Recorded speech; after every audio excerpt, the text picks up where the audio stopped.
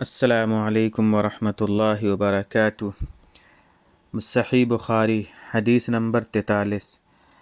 باب احب الدین الی اللہ ادومہ وبہ حدثنا قال حدثنا محمد بن المثنى حدثنا یحیی عن ہشام قال اخبرنی ابی عن عائشة ان النبی صلی اللہ علیہ وسلم دخل علیہ وعندها امرأة قال من هذه قالت فلانة تذكر من صلاتها قال مه عليكم بما تطيقون فوالله لا يمل الله حتى تملوا وكان احب الدين إليه ما داوم عليه صاحبه۔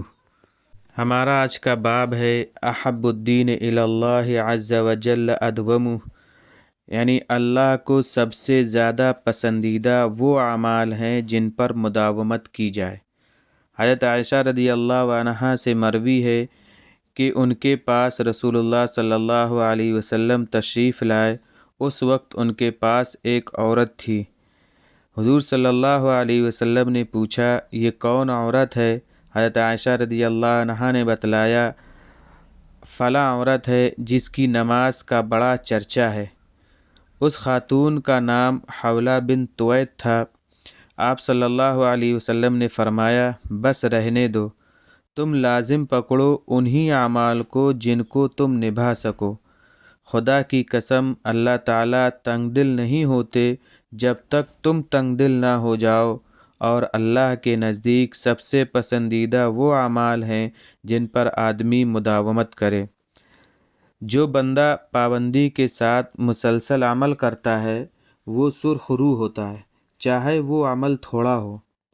حضور صلی اللہ علیہ وسلم نے ایک نصیحت تو یہ فرمائی ہے کہ اتنے ہی اعمال کو وظیفہ بناؤ جن کو نبھا سکو، یعنی جن کو پورا کر سکو، اور مراد اس سے نوافل اعمال ہیں، فرائض و واجبات مراد نہیں ہیں، وہ تو سب کرتے ہیں، البتہ نوافل اعمال بقدر استطاعت کرنے چاہیے اور ان پر مداومت کرنی چاہیے، یعنی جتنی طاقت ہے اتنے نوافل عمل کرنے چاہیے، اور اس میں ان اعمال کو کرنے میں ہمیشگی اختیار کرنی چاہیے، یعنی انہیں ہمیشہ کرتے رہنا چاہیے۔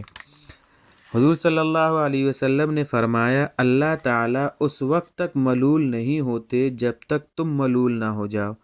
بندے کا رنجیدہ ہونا یہ ہے کہ وہ تھک ہار کر بیٹھ جائے اور عمل چھوڑ دے، اور اللہ کے رنجیدہ ہونے کا مطلب یہ ہے کہ اللہ تعالیٰ ثواب دینا بند کر دیتے ہیں۔ تو یہ تھی آج کی ہماری حدیث۔ انشاءاللہ ہم اگلے حدیث میں اور اگلے باب میں ملیں گے۔ جو نئے ہیں وہ چینل کو سبسکرائب کر لیں اور بیل آئیکن پریس کر دیں تاکہ ہمارے تمام ویڈیوز آپ کو بر وقت پہنچتے رہیں۔ السلام علیکم ورحمۃ اللہ وبرکاتہ۔